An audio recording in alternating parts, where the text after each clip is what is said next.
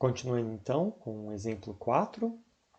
Neste exemplo, um objeto é puxado em uma rampa, mas o objeto está em repouso nos instantes inicial e final, e, portanto, sua energia cinética não varia, o que é uma informação importante, segundo ele. Ele mesmo diz isso entre parênteses para você prestar atenção. A situação é mostrada na figura.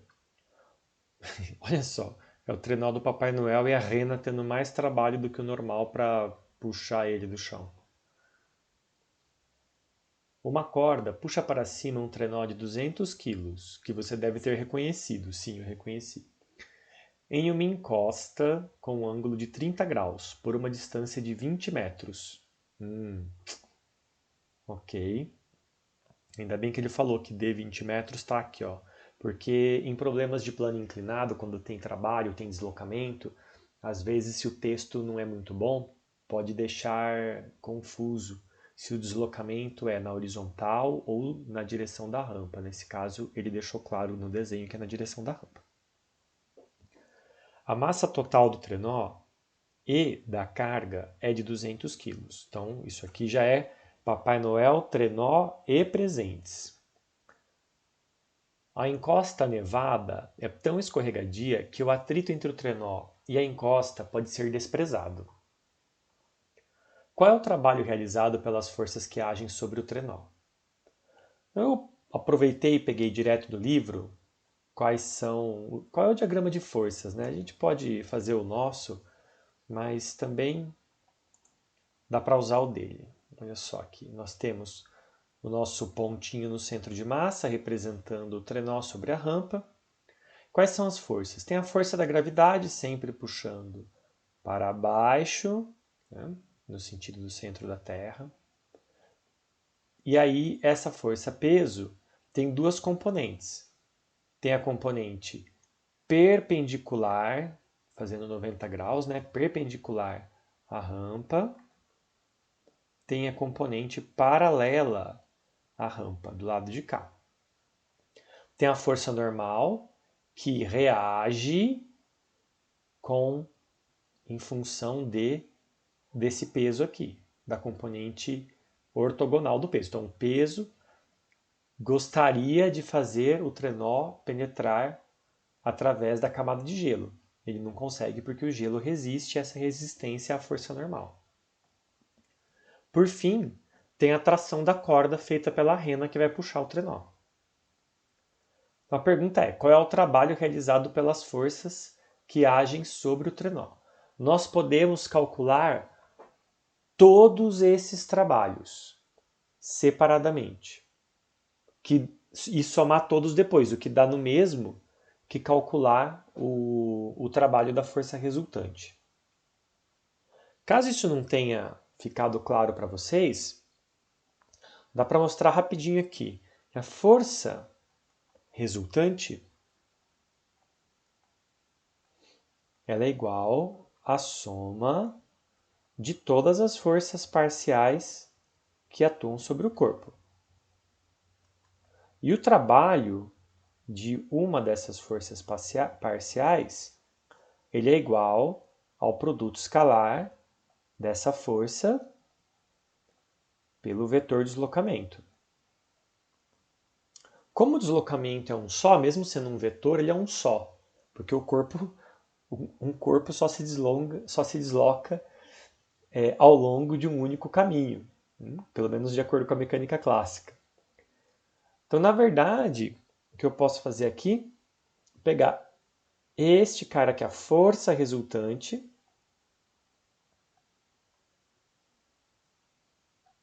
e fazer o produto escalar com esse deslocamento. Então, o que é isso? Já minha letra melhora. Começo da aula é sempre assim. Então, seria pegar esse somatório de todas as forças e fazer o produto escalar com o deslocamento. Como o produto escalar é distributivo, então eu faço o produto escalar do deslocamento com todos os vetores que estão sendo somados aqui. Isso é o mesmo que dizer que a soma pode vir para fora. Eu somo o produto escalar de cada força constituinte da força resultante com aquele deslocamento. E quem que é isso aqui? A gente acabou de escrever aqui em cima. Isso é o trabalho individual de cada força. Portanto, isso daqui é igual à soma do trabalho individual de cada força. E a soma de todos os trabalhos é o trabalho total. Portanto, o trabalho total feito sobre o corpo é igual à força resultante, ao trabalho feito pela força resultante. É igual ao trabalho feito só pela força resultante. Então, tanto faz a ordem. Se ele falasse assim, qual é o trabalho total feito em cima do corpo? Bastava calcular a força resultante e daí calcular o seu trabalho. Como ele perguntou qual é o trabalho realizado pelas forças que agem sobre o trenó, fica meio ambíguo. Ele quer o de cada força ou ele quer o de todas somadas? Eu acho que a gente pode fazer por esse caminho aqui, fazer cada uma separada e somar no final, porque aí a gente responde as duas perguntas. O que quer que seja que ele quis dizer, a gente responde. Então, vamos escrever cada uma das forças aqui na forma de vetor. A força peso, força da gravidade, tem duas componentes. Ela tem uma componente força gravitacional ortogonal, símbolo de ortogonal, e isso para baixo, então menos J. E eu já vou dizer que eu estou definindo, olha aqui, ó, X é paralelo à rampa e, portanto, Y é ortogonal. Então, X vai ser a minha direção paralela e Y ortogonal. Então, menos J, porque eu tenho ortogonal para baixo. E depois, menos de novo, porque é para trás. Na verdade, bom, eu inverti, mas tudo bem. Menos FG paralelo I. Não tem importância que eu escrevi o I e o J fora de ordem, porque do jeito que está aqui é só uma soma não tem ordem. Importante é não pular nenhum versor. Foi engano meu, mas também não está errado. Agora, quem é a força normal? A força normal ela é igual ao módulo da força normal na direção J. E quem é o módulo da força normal? Se você olhar aqui, a força normal existe para evitar que o trenó afunde no gelo. Então ela tem que ser igual à força-peso nessa direção. Ela tem que ser igual à força-peso ortogonal. Então esses dois módulos são iguais. Esses dois módulos são iguais. Então eu posso escrever como sendo força gravitacional, força-peso ortogonal na direção J. Um é positivo, o outro é negativo, mesmo módulo. Por fim, a tensão. A tensão na corda não é a tensão, é a tensão. Tá bom. A tração na corda é o módulo da tração na direção I. E ele deu, então se a gente olhar aqui, ele deu o ângulo e ele fala que nessa subida toda a energia cinética não variou. Se a energia cinética não variou, o que significa? Ele já tinha uma velocidade inicial lá no começo. Ele explica, ó, o objeto é puxado em uma rampa, mas o objeto está em repouso nos instantes inicial e final. Ele começa parado e termina parado. Então não tem energia cinética. E também não tem atrito. Mistério. Acontece, gente, que ele não quer que você considere energia cinética, mas esse problema, na realidade, ele é impossível sem atrito. Se um corpo está em repouso e eu aplico uma força sobre ele, das duas uma. Ou a tensão vai ser exatamente igual a essa força-peso paralela, e aí ela cancelaria aqui e aqui, portanto o trenó nunca se moveria porque a resultante é zero, ele ficaria parado no lugar. Então, se a resultante é zero, quem está em repouso permanece em repouso. Ou ela tem que ser ligeiramente maior. Se ela for ligeiramente maior, e eu vou ter uma aceleração para cima, por menor que seja. E se ele está acelerando, a velocidade aqui em cima vai ser diferente. E aí, para parar de novo, para voltar para o repouso, o que acontece? Eu tive que jogar energia fora. O que ele está falando para você é o seguinte, ele está dizendo, olha, isso aqui é um problema ideal, não tem atrito, mas a gente vai levar em conta que a aceleração é tão pequena, que se a velocidade aqui embaixo é zero, mesmo que esse trenó leve dias para subir essa rampa de 20 metros, quando ele chegar aqui em cima, a velocidade dele vai ser imperceptivelmente igual a zero. Então vai ser zero, na prática vai ser zero. Mas não é zero na teoria. Numericamente não é zero, porque senão ele não tinha subido. Ou tem atrito, e o atrito pegou a energia cinética que estava aqui e dissipou na forma de calor, ou tem atrito, ou se não tem atrito, não pode ser zero a velocidade aqui em cima, tá bom? Na realidade. Ele está fazendo aqui um problema ideal. Então, nesse problema ideal, essa componente praticamente cancela com essa. E daí, por isso que ele falou, o que é uma informação importante. A energia cinética não varia, o que é uma informação importante. Porque, na verdade, o que está acontecendo? Teorema da energia cinética. Se a energia cinética não varia, e a variação da energia cinética é igual ao trabalho total, só ao total, não ao trabalho parcial de cada força, ao total. E a energia cinética não varia, se isso aqui é zero, então o trabalho total é zero. E aí respondeu a nossa pergunta sobre quanto vale o trabalho total, sem precisar fazer conta. Então o trabalho total é nulo. Se o trabalho total é nulo, o que ele quer aqui é realmente o trabalho de cada força separado. Mas isso aqui me dá uma outra informação também.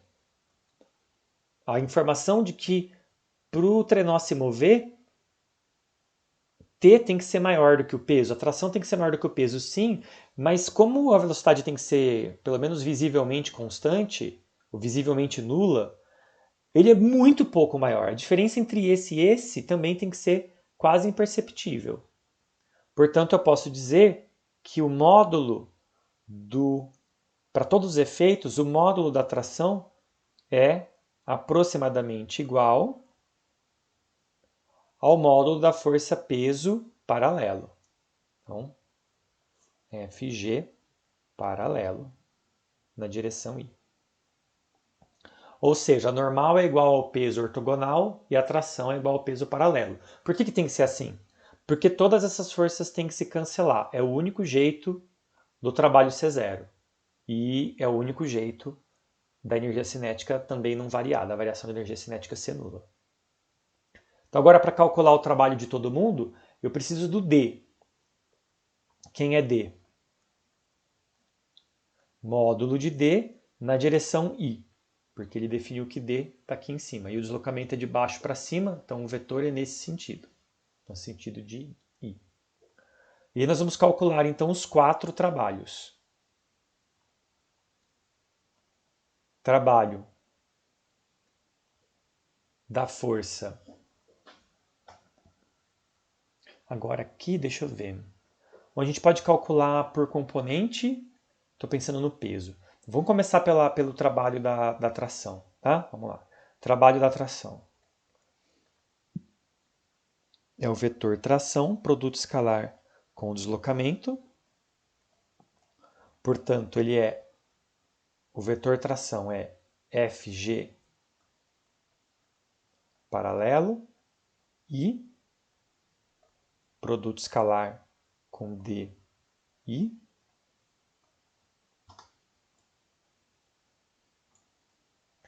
Produto escalar de I com I é 1. Então, isso daqui é Fg paralelo vezes D, produto normal de números, que multiplica I escalar I.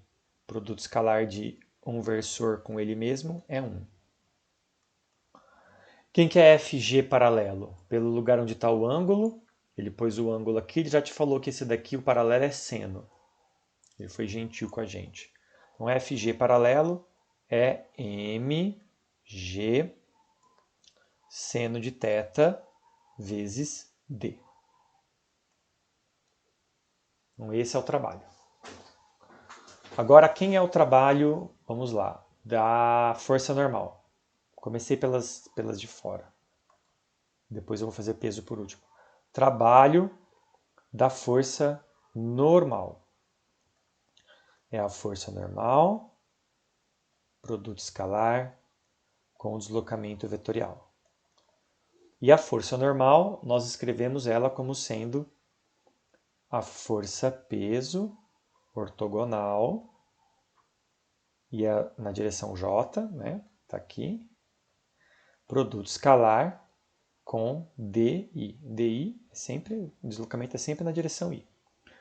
Então isso aqui vai ficar FG ortogonal D, de novo, produto normal, produto convencional, não pode falar produto normal, senão dá a impressão que um faz 90 graus com o outro. Produto convencional, e aí produto escalar de J com I. E o produto escalar de versores ortogonais, e o I e J fazem 90 graus um com o outro, dá zero, justamente porque nesse produto aqui tem um cosseno do ângulo embutido. E cosseno de 90 é zero, portanto, zero. Da mesma forma, agora eu vou fazer o da força-peso. E aí, o trabalho da força-peso, ele é a força-peso, nem paralelo nem ortogonal, é a força-peso, produto escalar com D. Força-peso tem duas componentes, então a gente vai escrever. Ela é feita da força-peso paralela, está escrito aqui em cima, ó. Força-peso paralela na direção I, então na verdade isso aqui tem um menos, na direção I, menos a força-peso ortogonal na direção J, e tudo isso aqui está fazendo um produto escalar com o vetor D, que é DI, como a gente estava vendo até agora. Agora tem que fazer uma distributiva, porque tem uma soma dentro desse parênteses. Então eu vou fazer produto escalar com os dois termos. Vai ficar assim, menos FG paralelo I. Na verdade eu preciso pôr aqui FG paralelo vezes o D, produto convencional. E aí sim, o I daqui com o I daqui. I escalar I. Menos o FG ortogonal vezes a distância I escalar J.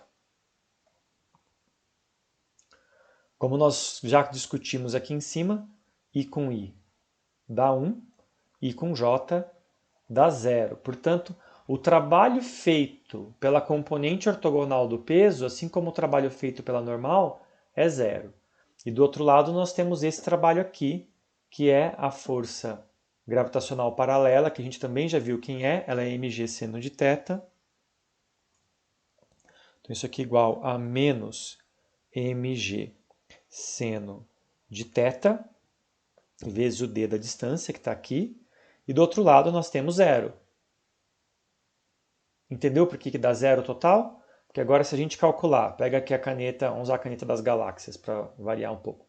Para calcular o trabalho total, nós temos que somar o trabalho da tensão mais o trabalho da força normal mais o trabalho da força-peso.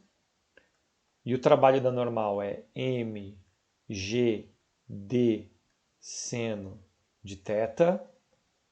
O trabalho da tração, isso. O da normal é 0 e o da força-peso é menos m, põe um parênteses aqui, menos mg d seno de θ, eu passei o d para frente dos dois, mais 0, só para mostrar que tem uma quarta, tem o zero dessa soma aqui, né?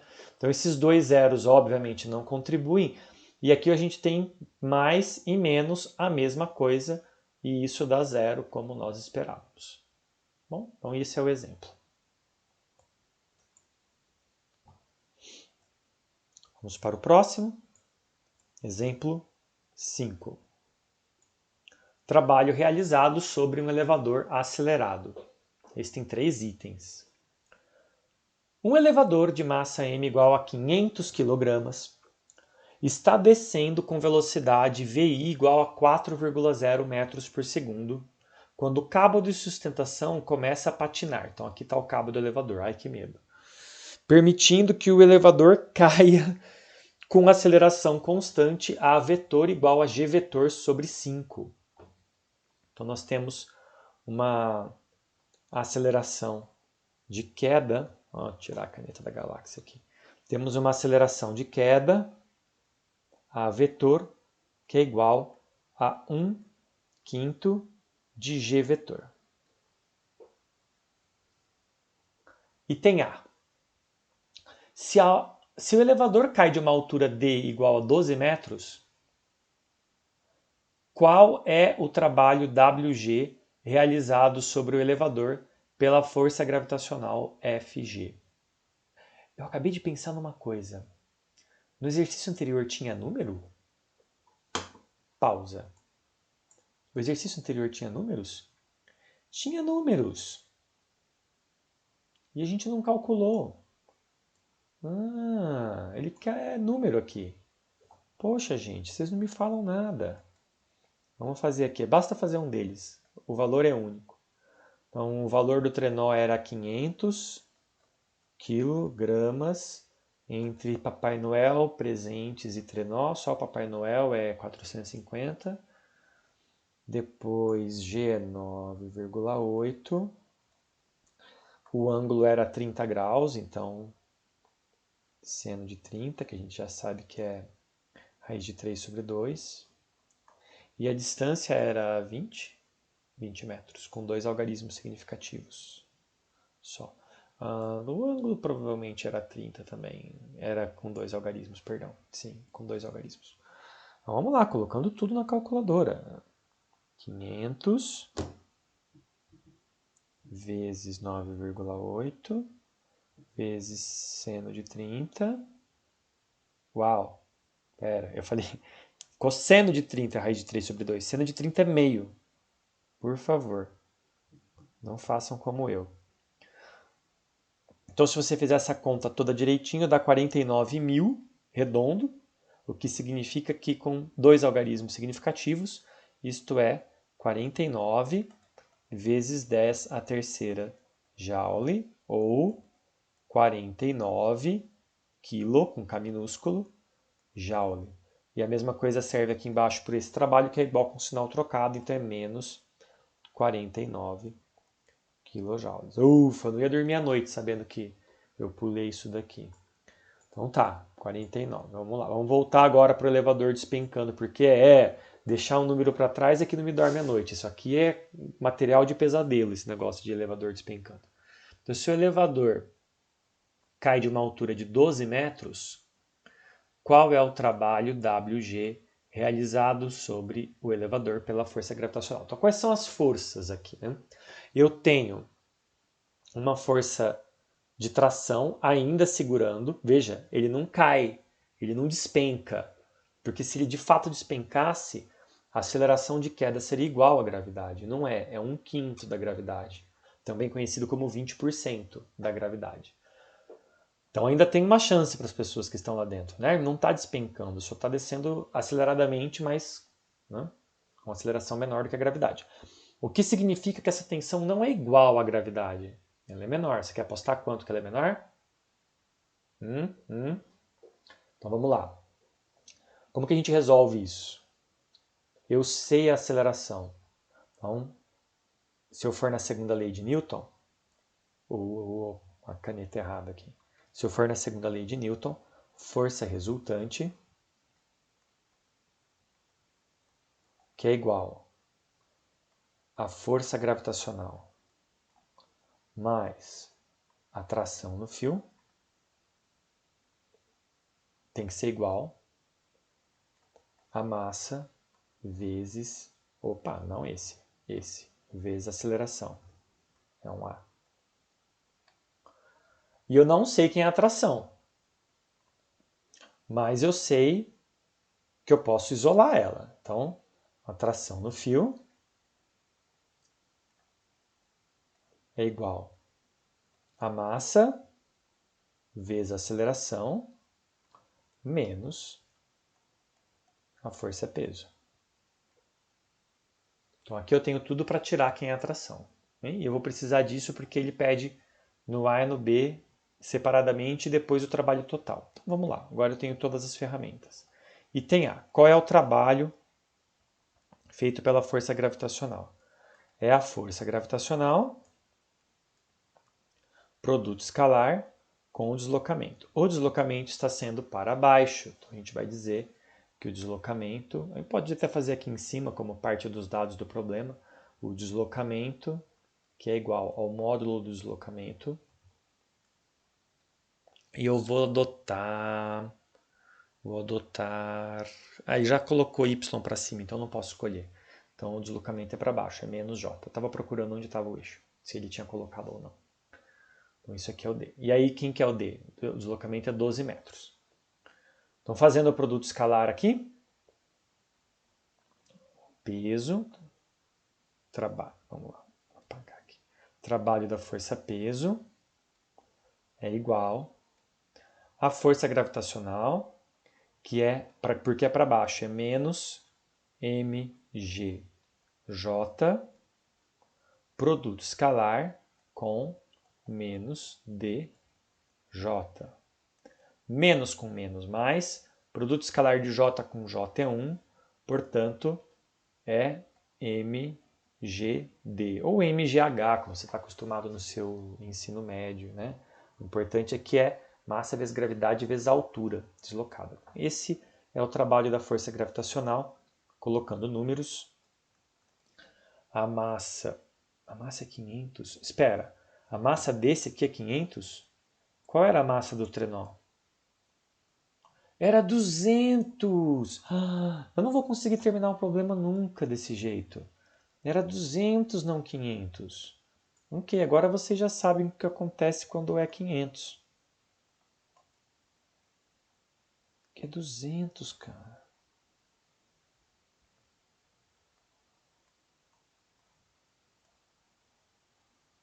Ok. Escreve aqui 200. Tá bom? 200 vezes 9,8 vezes... Vocês estavam aí pensando, né? Tenho certeza que vocês estão vendo esse vídeo pensando assim, nossa, mas o Gustavo não vai voltar, ele errou uma vez, errou de novo. Gente, é a hora da noite. Isso aqui é 19,6 vezes 10 a terceira, e com dois algarismos significativos é 20 kJ, e aqui é menos 20 kJ. Ok, agora eu terminei esse problema? 20 kJ? Tá bom. Continuando, porque agora esse aqui é 500. Essa era a confusão na minha cabeça. Vocês entenderam, né? Porque eu voltei para fazer o outro lá em cima numericamente, depois que eu tinha lido esse, eu voltei com 500 na cabeça. Então o trabalho aqui é 500 kg, a caneta colorida vermelha. 500 kg vezes 9,8 vezes o deslocamento, que é 12 metros, com dois algarismos significativos só. Então, 500 vezes 9,8 vezes 12, isso daqui dá 58,8 vezes 10 a terceira, mas só pode dois algarismos significativos, portanto, 59 kJ. Ok. B. Trabalho da tração. Então, é a força de tração T, produto escalar, com o deslocamento. E quem é a força de tração? Está aqui. Força de tração, ela é a diferença entre a resultante, a massa vezes a aceleração, e a força-peso. Certo? Se não tivesse tração, a aceleração era igual à gravidade, mas como tem tração, a aceleração é só 1/5 da gravidade. Então, escrevemos a segunda lei de Newton, força resultante igual a peso mais tração, que tem que ser igual a massa vezes aceleração, isola a tração passando o peso para o outro lado. Isso aqui é um vetor, e eu posso substituir aqui. Então fica assim. Onde tem tração, eu vou abrir parênteses, vai ficar massa vezes aceleração, menos a força-peso na forma de vetor. Isso daqui, produto escalar com o deslocamento.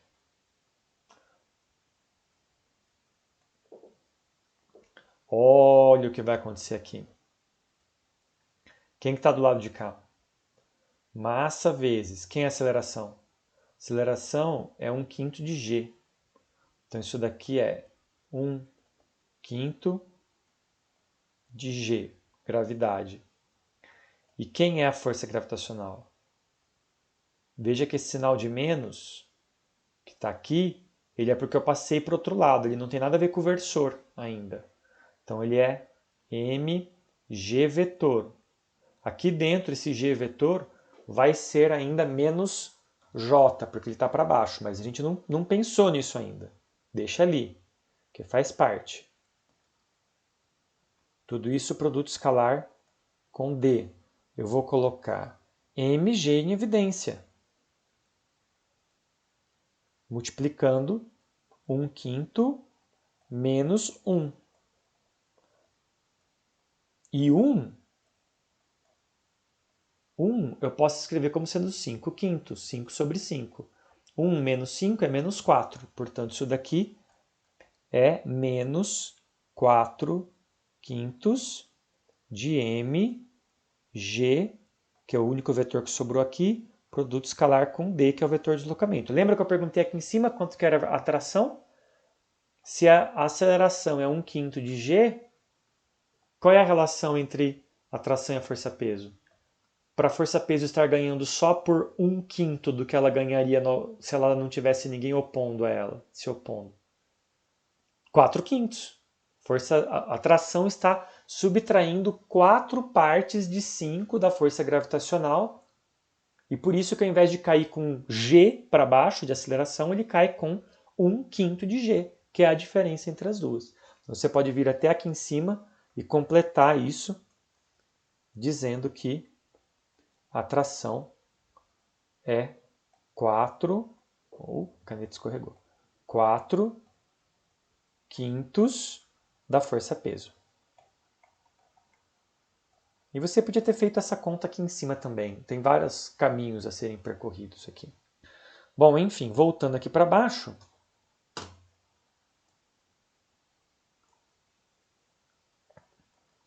Nós temos menos 4/5.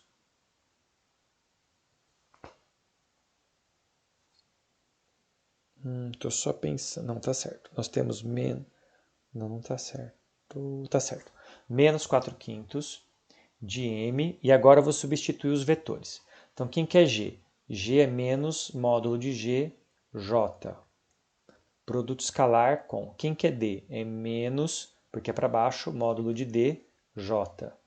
Então, menos com menos de novo, menos 4/5 de m, g, d, mesma coisa que tinha dado lá em cima, j escalar j, que é 1.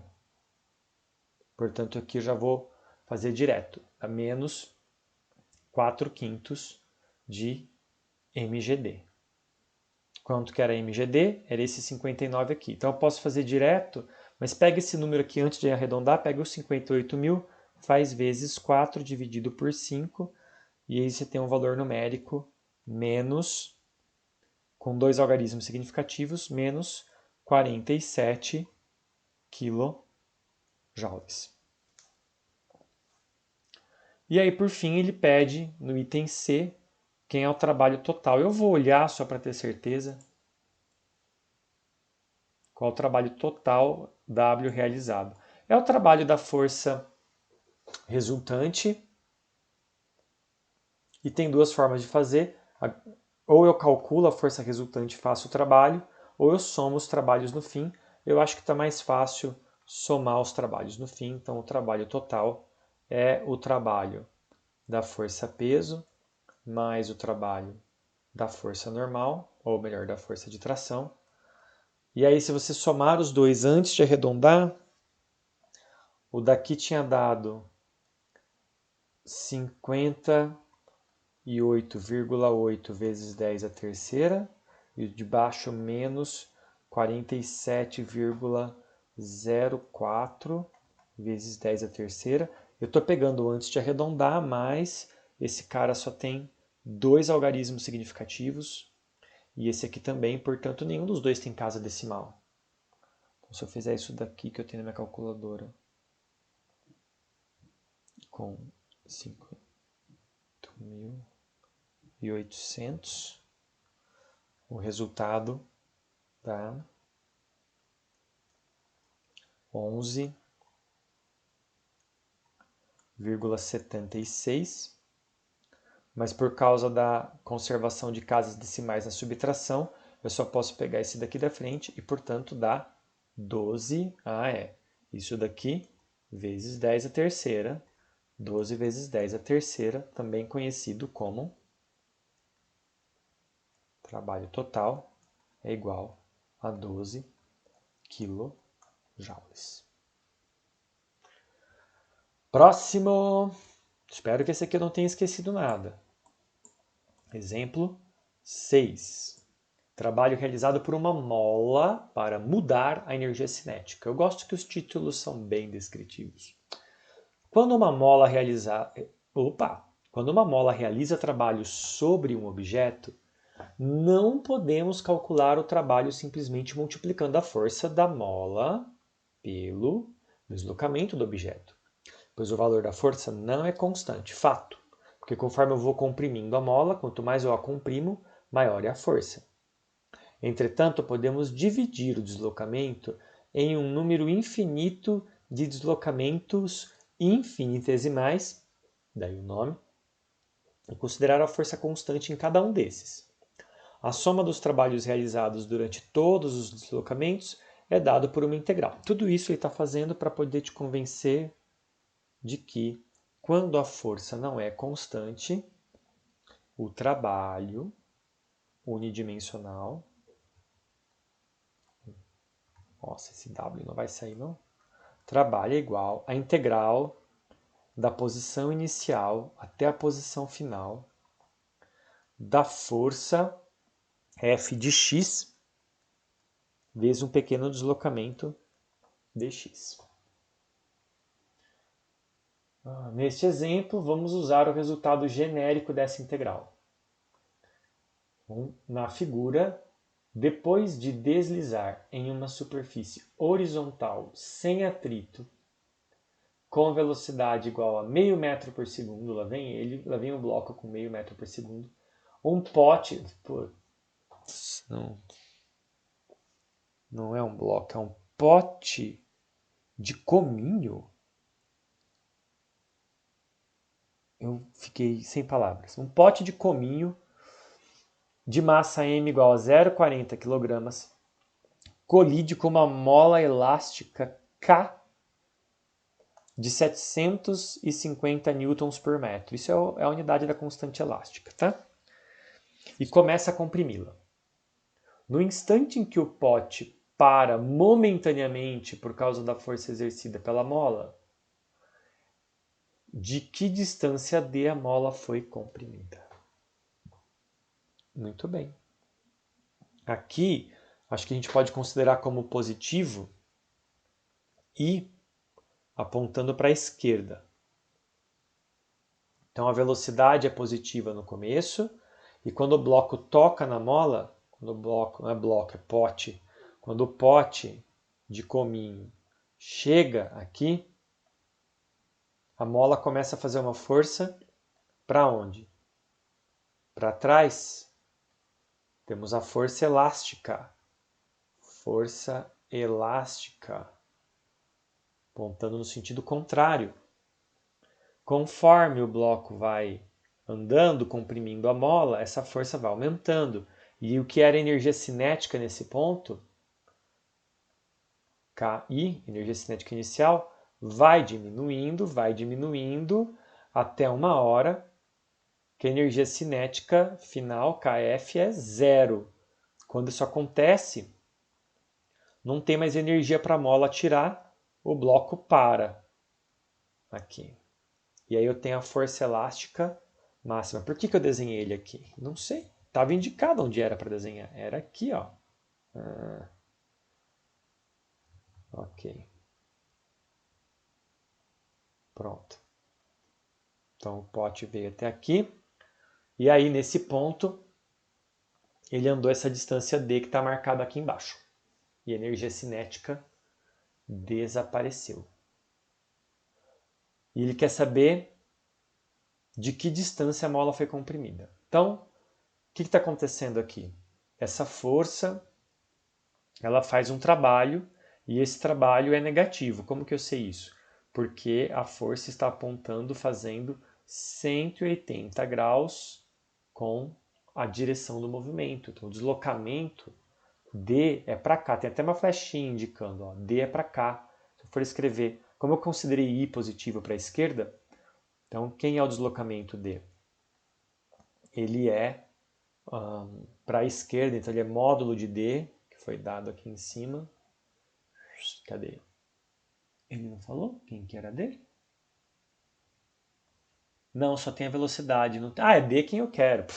Então ele tem D na direção I. Vocês também estão me enganando. D é quem eu quero. E aí, quem é o trabalho? O trabalho vem da força elástica, da força da mola. Então, a força elástica vetorial, ela é igual a menos uma constante elástica, K, é o K da mola, vezes a deformação da mola. Então aqui, para que lado é a deformação? Isso aqui é um vetor. Justamente o vetor que está aqui. Então, para que lado é essa deformação? A deformação é para a esquerda, portanto a força é para a direita. Daí esse sinal de menos trocando. Isto é um nome, tá bom? Forças que são opostas ao agente causador se chamam forças restitutivas, porque elas têm uma tendência a restituir a condição original do sistema quando você abandona delas. Mas isso daqui seria muito legal se essa força, se esse deslocamento aqui, tem que tomar cuidado com isso, tá? Porque essa notação que eu usei dá a impressão que, não, agora eu vou pegar isso aqui, vou fazer o produto escalar com D de novo para poder tirar. Não. Isso não é uma boa notação, tá? Então, vamos lá. Isso não é uma boa notação. A boa notação é a seguinte. Apaga isso daqui. E a gente vai chamar o quanto a mola está sendo deformada de x. E aí eu vou colocar o versor, i. Então, quem é x? X é a deformação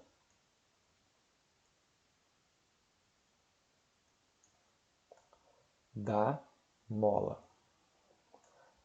E x, obviamente, está na mesma direção que o i para a esquerda. Então, para cá, a mola está deformando positivo. Quando a mola deforma positivo, esse sinal de menos faz uma força oposta a i, portanto, para a direita. Se eu pegasse a mola num outro problema, numa outra situação, e esticasse a mola para a direita, então o x seria negativo, menos com menos mais, e eu teria uma força na direção de i para a esquerda. Eu sei que é super confuso eu adotar i positivo para a esquerda, mas eu fiz de propósito para vocês se desapegarem do fato de que o i tem uma direção certa. Não tem, você que escolhe. Eu sempre olho no exemplo para ver se ele determinou. Quando ele não determinou, eu escolho a minha e eu posso colocar a que for mais conveniente para mim. Nesse caso, eu coloquei conveniente para a esquerda, mesmo que essa conveniência seja meramente pedagógica para ensinar uma lição para vocês. Então, o que eu vou fazer aqui? eu vou calcular essa integral. E esse produto escalar ele foi parar onde? Como é que eu faço produto escalar de vetor aqui? Bom, eu posso simplesmente, como é unidimensional, eu posso simplesmente pegar o conteúdo, chamar isso daqui como sendo meu f de x, a função que está aqui dentro, e ignorar os vetores momentaneamente. E eu acho que esse é o melhor caminho, deixar para fazer, quando a gente for fazer bidimensional, eu mostro para onde vai, senão eu vou ter que ficar me repetindo muito. Bom, nesse momento, faça unidimensional, porque o problema é unidimensional. Não tem por que complicar mais do que já é. Então, o trabalho é igual a integral de xi. Quem que é a deformação inicial? É zero. Quem que é a deformação final? De quanto que eu deformo a mola quando ela para? De d. Quem é a força? É menos kx. E a integral é em dx. Então, o menos k vem para fora. E essa integral de x é x² sobre 2. Calculado do ponto inicial ao ponto final. Então, calculando no fim menos no início. Portanto, o trabalho da mola é igual a menos kd² sobre 2 menos 0. Não precisa desse parênteses. Menos 0, porque é final menos inicial. Portanto, é menos kd² sobre 2. Bem legal. E é negativo, porque ele está tirando energia. E a gente vai ver isso agora. Então, teorema de energia cinética. O trabalho é igual à variação da energia cinética. Se o trabalho é igual à variação da energia cinética, então ele é igual à energia cinética no fim, menos a energia cinética no início. A energia cinética no fim é zero, porque o bloco parou, lado de cá. E a energia cinética no início é meio de mv². Ele deu a velocidade. Olha o que aconteceu. Do lado de cá, eu tenho o trabalho que eu calculei em função de d. Então, é menos kd² sobre 2. E do lado de lá eu tenho a energia cinética inicial, menos meio de mv². Menos vai embora com menos, meio vai embora com meio, kd² é igual a mv², a gente quer d. Então, d² é igual a mv² sobre k. Por fim,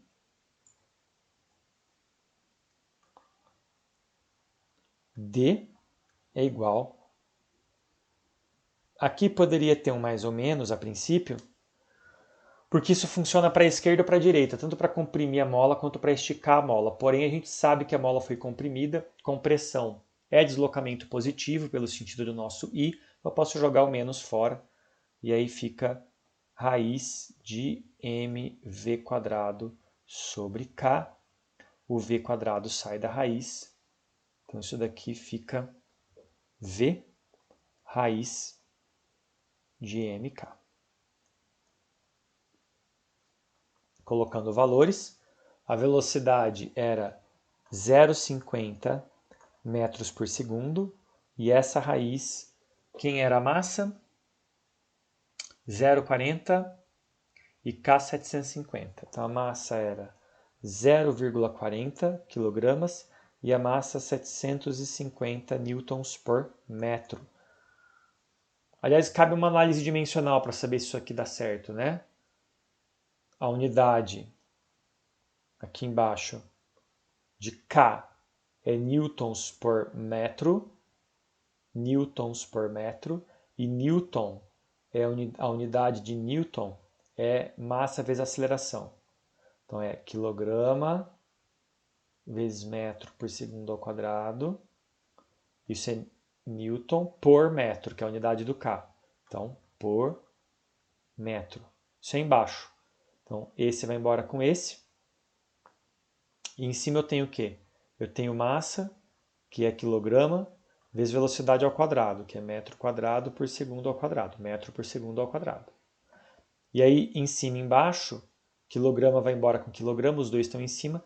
Por segundo ao quadrado vai embora com por segundo ao quadrado. Não sobrou nada embaixo. Dentro da raiz eu tenho m². Raiz de metro quadrado é metro. Portanto, se eu cheguei nessa análise, quer dizer que a chance de eu ter errado aqui é bem pequena mesmo. Então, raiz de 0,40 aqui, vamos fazer essa conta. 0,40 dividido por 750, tirando a raiz. Vamos fazer de novo porque eu não sei se eu acho que eu bati alguma coisa errada na minha calculadora. 0,40 por 750 dá um número bem pequeno mesmo. Tira a raiz, fazendo vezes 0,5, pegando somente dois algarismos significativos, o resultado é, vou escrever direto da calculadora, 0,115,4, continua.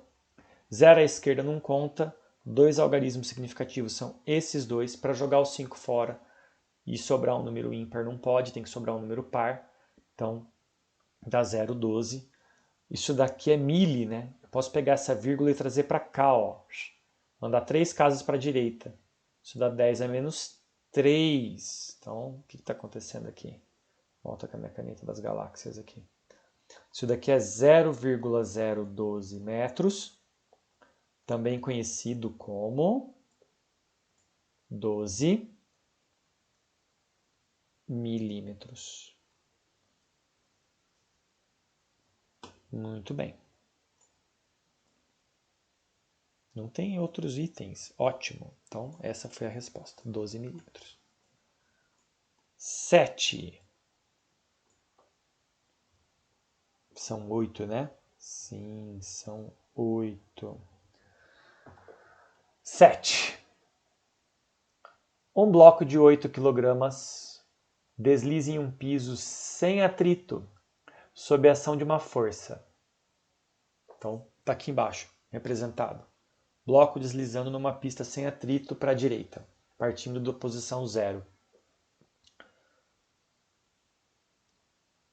Então, de 0 até 6,5 metros. Então, veio até aqui, 6,5. Enquanto o bloco se move, o módulo e o sentido da força variam de acordo com o gráfico mostrado na figura. Está aqui, ele está dando módulo e sentido. Então, isso aqui é o produto do módulo pelo sentido. Por isso que ele troca de sinal. Tá bom? Para cima ou para baixo. Positivo, negativo. Positivo na direção de x, para a direita. Negativo no sentido contrário, para a esquerda. Assim, por exemplo, entre os pontos x igual a 0 e x igual a 1 metro, então daqui até aqui, essa primeira parte, a força é positiva. Aponta no sentido positivo do eixo x, como eu já disse. E aumenta em módulo de 0 até 40 newtons. Então ela vem para cá, linear, como se fosse uma mola. Ela aumenta com a distância. Entre x igual a 4 metros, que está aqui, e x igual a 5, que está aqui, a força é negativa, aponta no sentido negativo de x, e aumenta em módulo de 0 para 20 metros. Note que o último valor é registrado no gráfico como sendo menos 20 metros, até aqui. Perdão, menos 20 newtons, é o último valor. A energia cinética do bloco no ponto x1, que é aqui no 0, é x1? Espera. Esse xi aqui no começo, que é 0, não necessariamente é o x1, hein? Ele diz assim, a energia cinética do bloco x1 é K1 igual a 280 joules. Qual é a velocidade do bloco nos pontos x1 igual a 0? Ah, tá, x1 é 0. Ele respondeu aqui, x1 é 0. Depois x2 é 4. x2, nossa, que confusão. x2 é 4, que é aqui. E x3 é 6,5 metros. Então nós temos, vamos anotar, os pontos que ele dá para a gente são x1, que é aqui, em 0. Depois x2, que é aqui, em 4 metros. E x3, que é aqui, em 6,5 metros.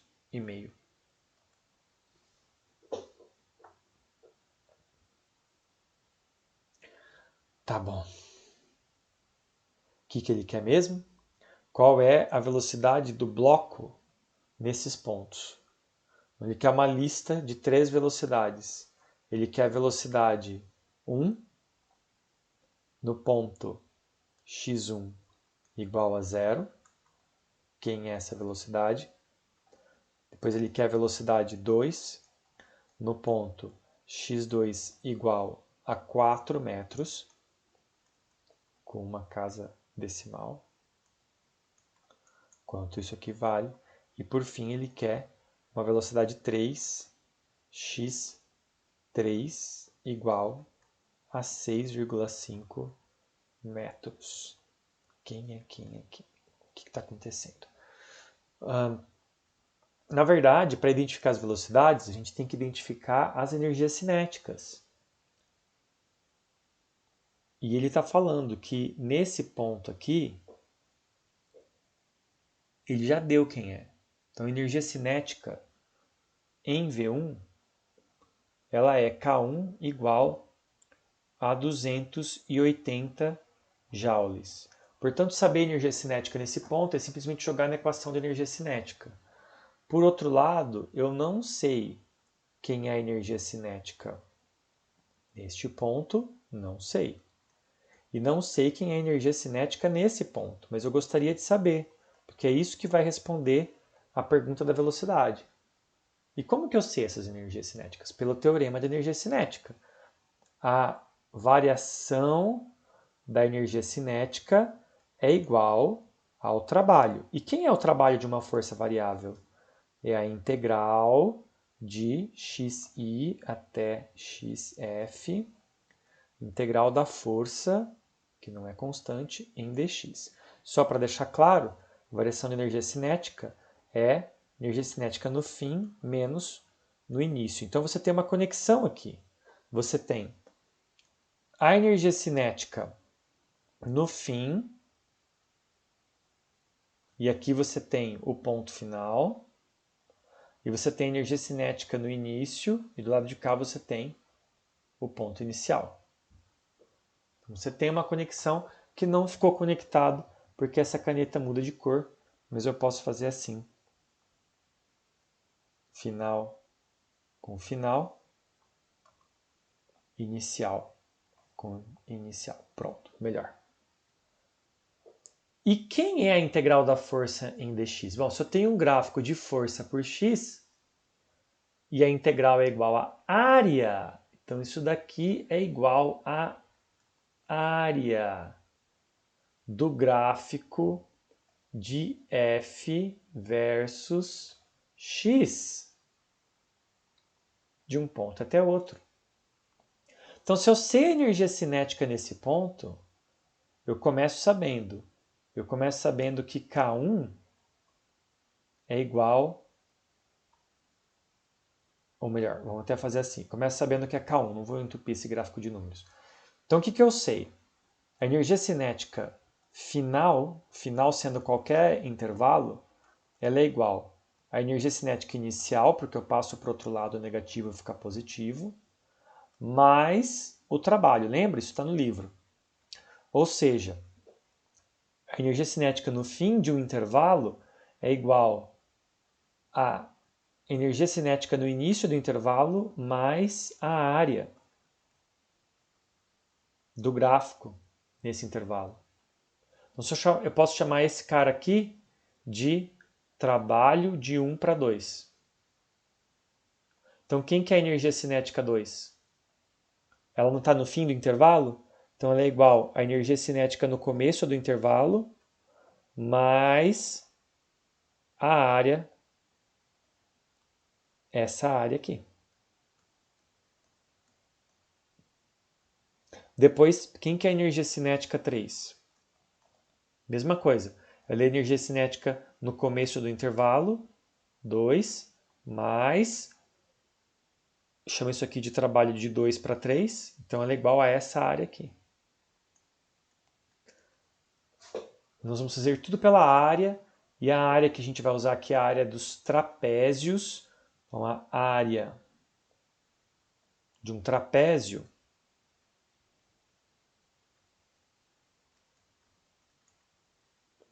ela é igual a base menor mais base maior vezes a altura dividido por 2. Ok? Trabalho 1, 2. É essa área aqui. Quem é a base menor? É daqui até aqui, que olhando aqui no eixo de baixo, se isso aqui é 0, isso é 1, 2, 3, 4. Então, aqui é 3, aqui é 1. 3 menos 1, 2. Então, a base menor é 2 metros. A base maior é daqui até aqui. Então, é de 0 até 4. 4. Vezes a altura. A altura é daqui até aqui. 40. Dividido por 2.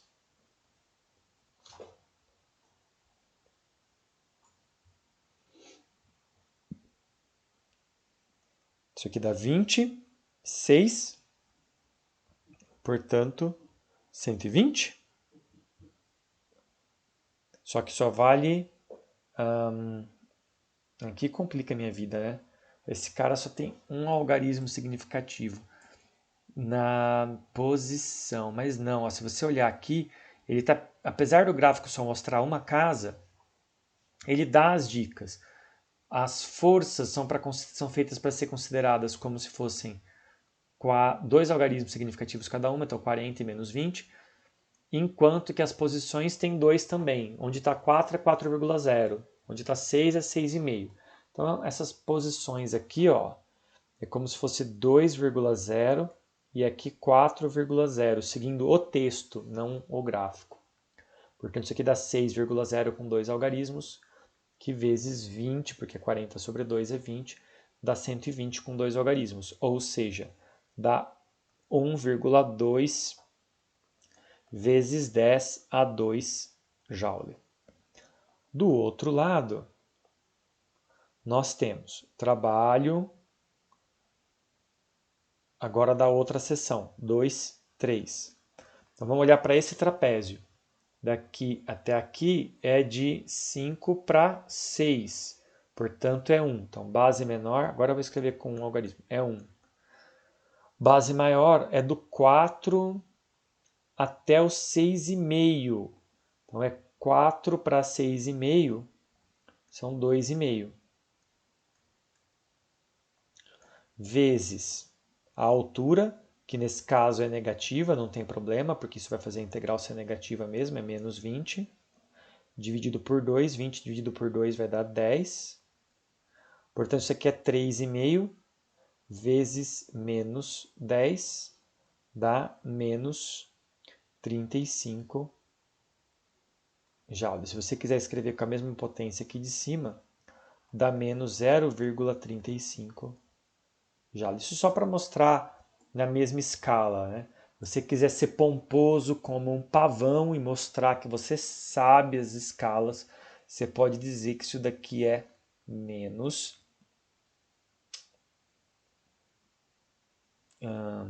o que eu fiz aqui? Antes de eu falar de você ser pomposo. Faltou 10 a menos 2 aqui. Não adianta nada ser pomposo e errar, né? Aqui, ó, 10 a 2. Aí sim, se você quiser ser exibicionista, 35, 10 a menos 2 joule é 100 joule. Aqui em cima também. Isso daqui é...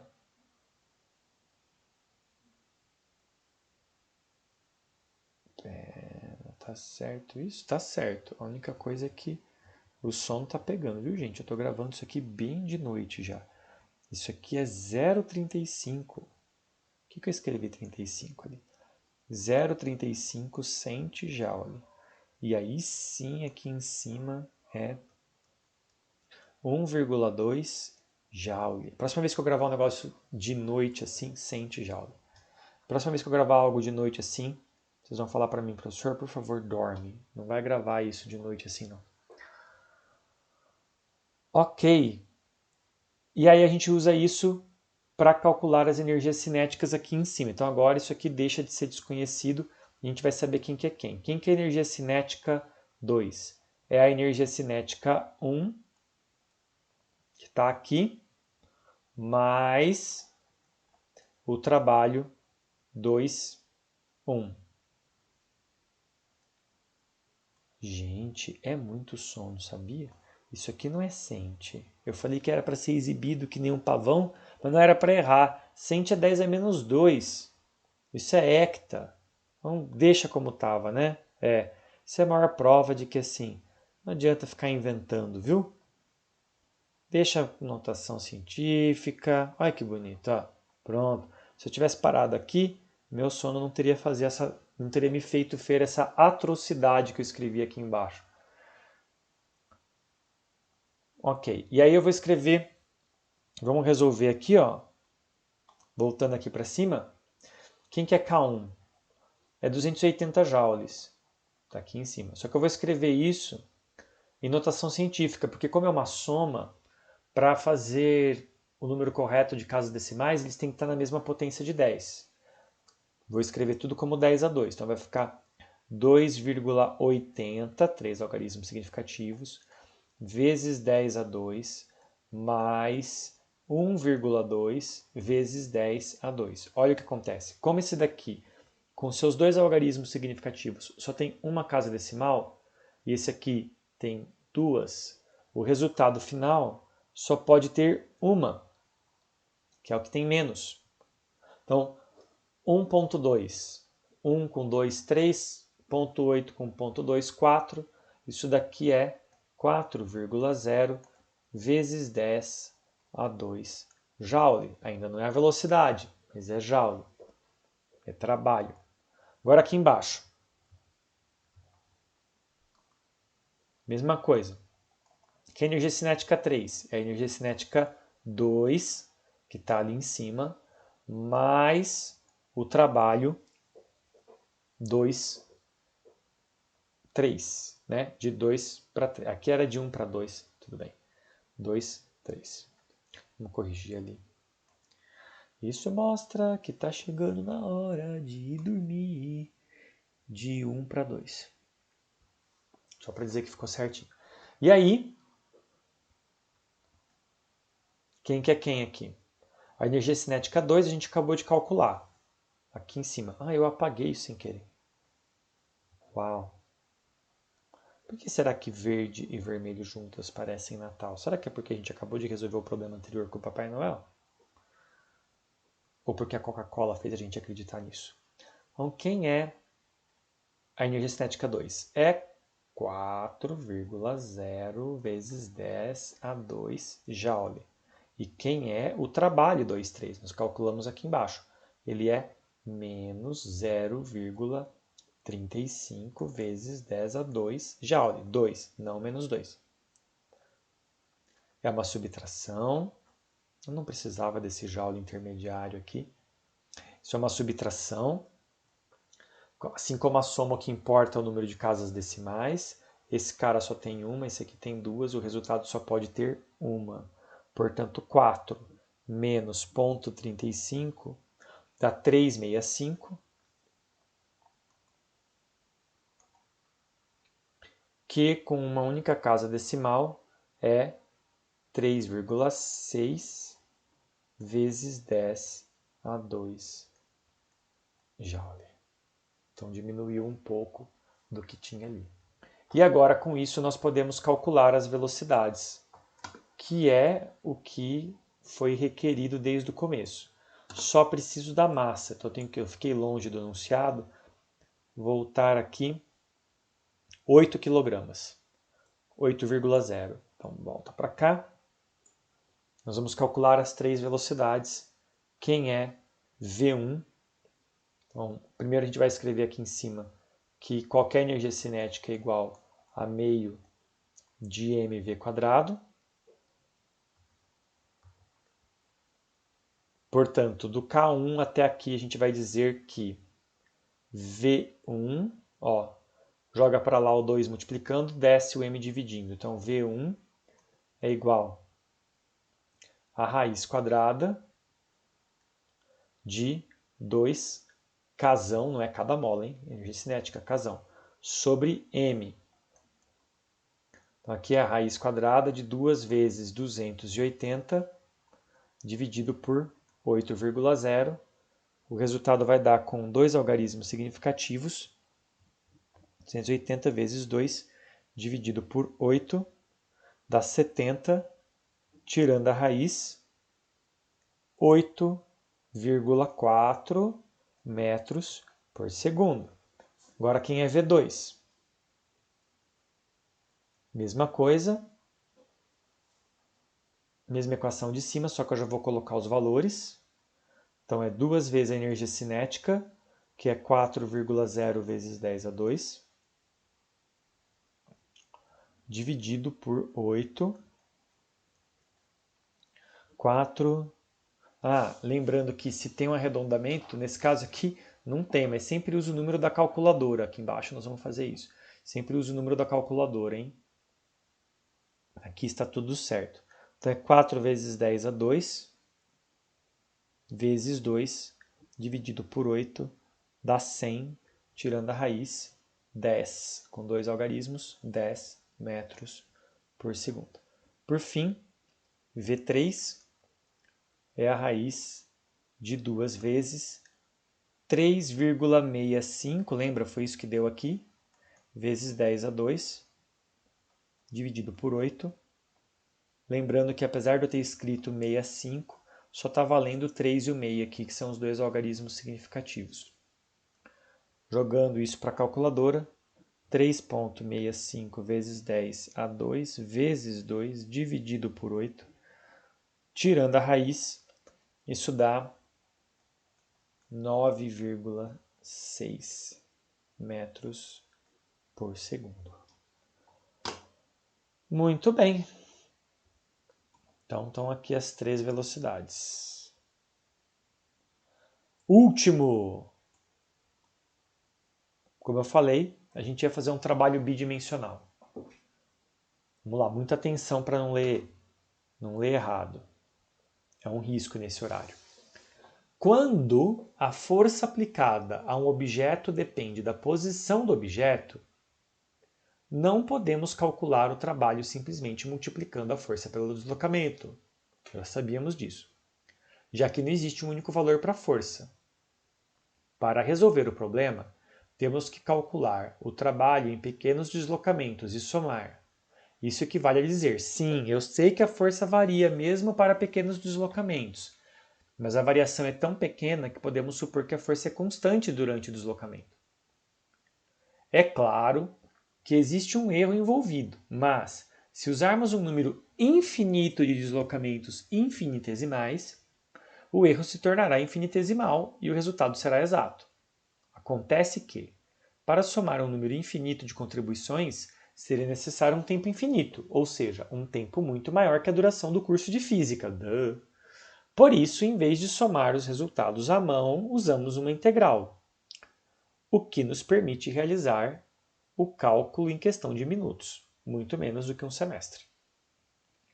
Tudo isso para dizer o seguinte: existe uma força F, e eu vou copiar aqui em cima.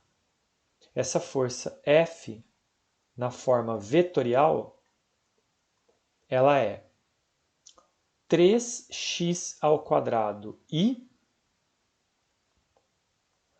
mais 4j newtons.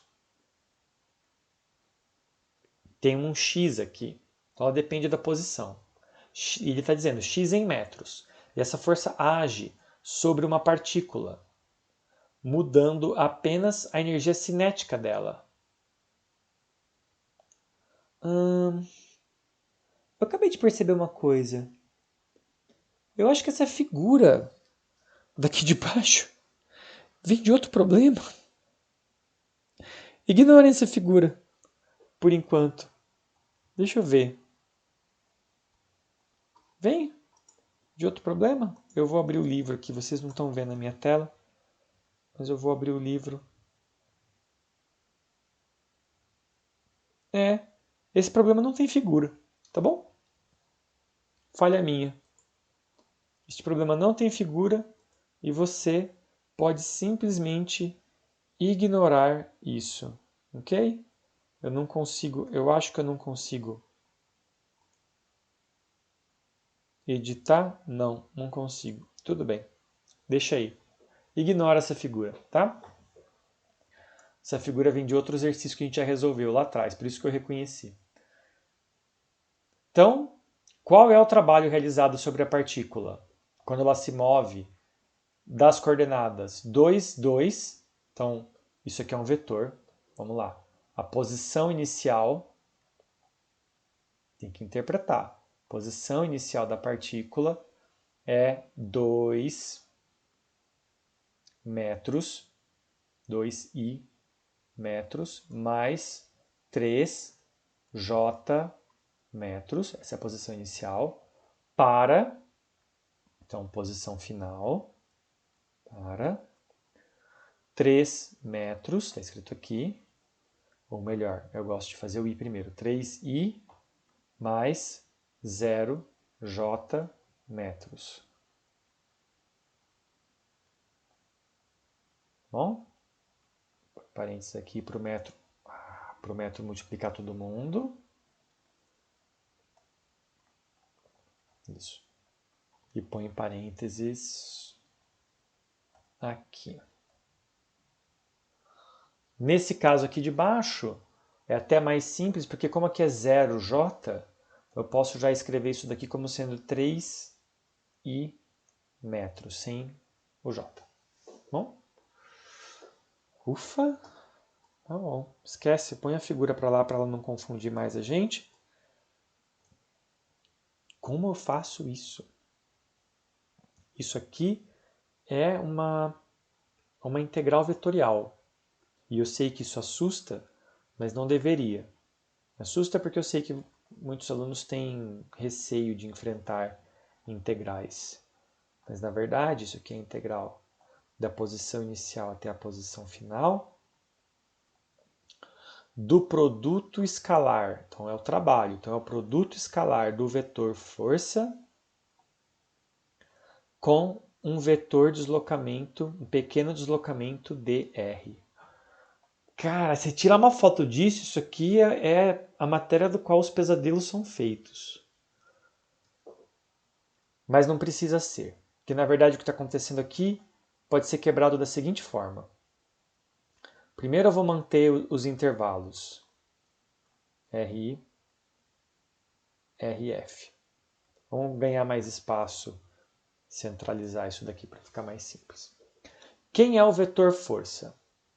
Ele tem uma componente na direção x e mais uma componente na direção y, j. Lembra, o vetor é só uma lista de coisas. Produto escalar com f, agora é d, né? Quem que é dr? Se r é feito de xy, dr é feito de um dx na direção y mais um dy na direção j.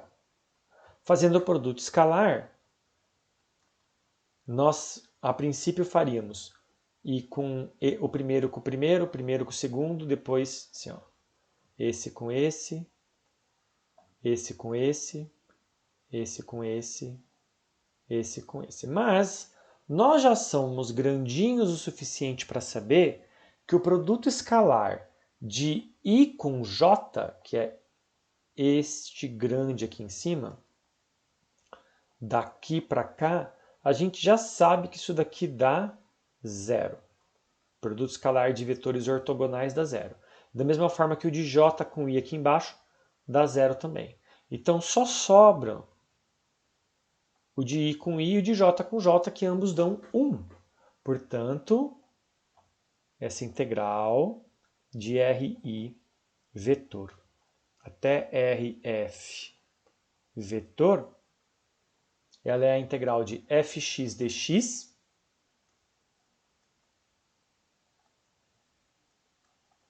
mais fy dy. É isso que esse produto escalar significa. Todo mundo que tinha que dar zero dá zero, só não dá zero x com x, y com y. E aí eu vou lembrar agora quem que é esse vetor aqui em cima.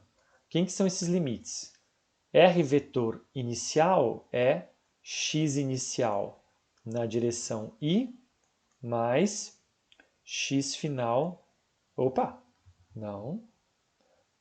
mais y inicial na direção j. E aqui em cima,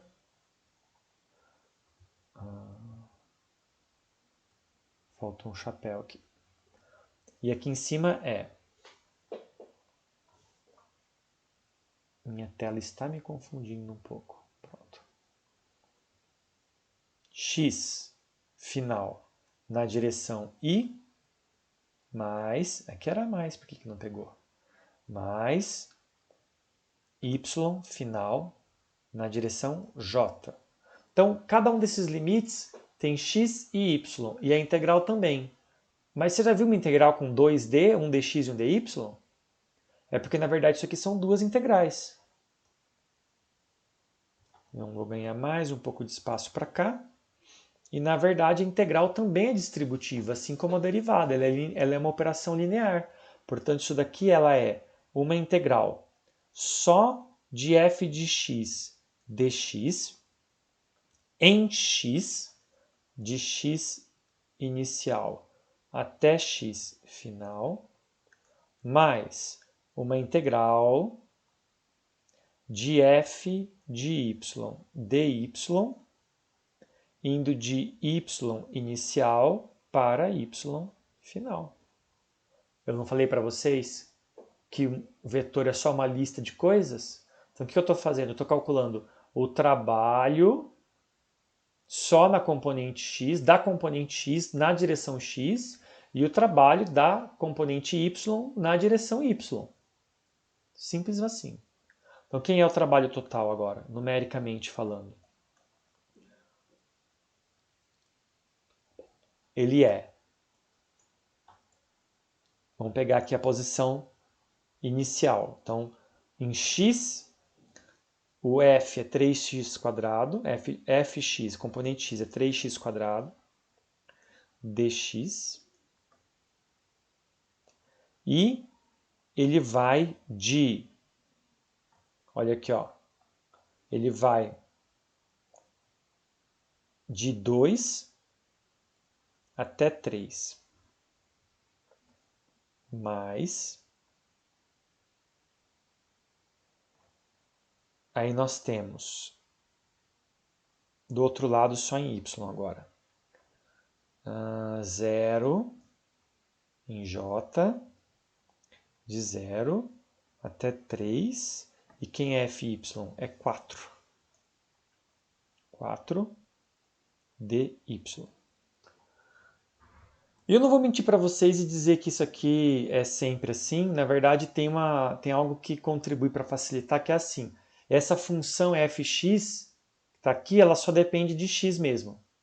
Mas nos casos mais complexos, fx pode depender de y. E aí separar essa integral não é tão fácil assim, hein? Então essa integral a gente só conseguiu separar dessa forma porque o lado de cá... Bom, ela sempre dá para separar, só não seria dessa forma, tá? Então essa separação bem simples porque a componente x só depende de x, a componente y só depende de y. Se não, tem um detalhezinho a mais que teria que fazer aqui, mas que não cabe ao caso. Não vem ao caso. Então, quem que é essa integral? Integral de 3x², integral de x ao quadrado é x ao cubo sobre 3, isso aqui calculado de 2 até 3, mais essa integral aqui, 4, vira 4y, porque a integral é em dy, calculado de 0 até 3. Esse 3 vai embora com esse 3, então x ao cubo é 3 ao cubo, menos 2 ao cubo. E do lado de cá, eu tenho 4 vezes 3, 12, menos 4 vezes 0, 0. Portanto, isso daqui é 9 menos 8 mais 12. Não se preocupe com o algarismo significativo, ele está tratando todos esses números como números matemáticos, como se tivesse precisão infinita. 9 menos 8, 1, mais 12, 13. 13 joules. Como eu queria que estivesse certo, mas não está. Não está. Alguma coisa está errada na interpretação dos números.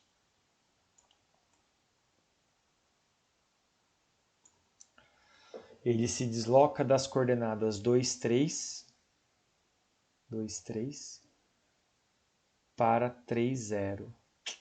Entendeu o que eu fiz? Vocês já perceberam ou não? Ó, para 3, 0. Aqui é de 3 para 0. Está invertido. O y é de 3 para 0. Mesma coisa aqui.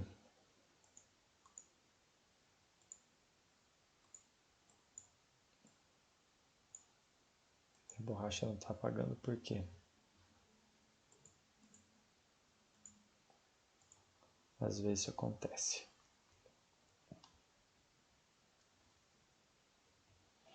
Então, é de 3 para 0. Portanto, aqui vai inverter também.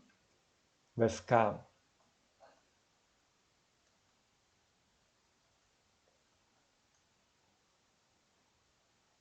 Vou limpar aqui. E limpar a resposta. Aqui vai ficar no fim, 4 vezes 0, 0, menos do início, 12, que é menos 12. E 9, menos 8, 1, positivo com menos 12, menos 11 joules.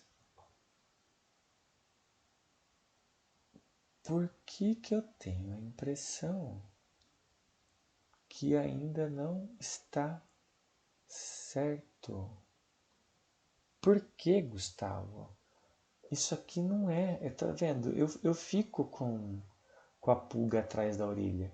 Não é que eu não faço a conta. É que o sono realmente está me atrapalhando. Isso aqui é 27, né, cara? É 3 ao cubo, não é 3 ao quadrado. Ok. Então, agora sim. 12 com 8, 20. 27 menos 20, 7. O que é isso? Joule. Pronto. E esse é o fim da nossa aula. Eu espero que agora esteja certo, porque também, se não tiver, eu não tenho mais de onde tirar acertos e erros. Meu sentido de aranha me diz que está correto. Muito bem, muito obrigado por ter ficado até aqui. Espero que esteja sendo útil. E amanhã eu vejo vocês nos exemplos e no Clube do Livro para o capítulo 8. Até mais. Durmam bem.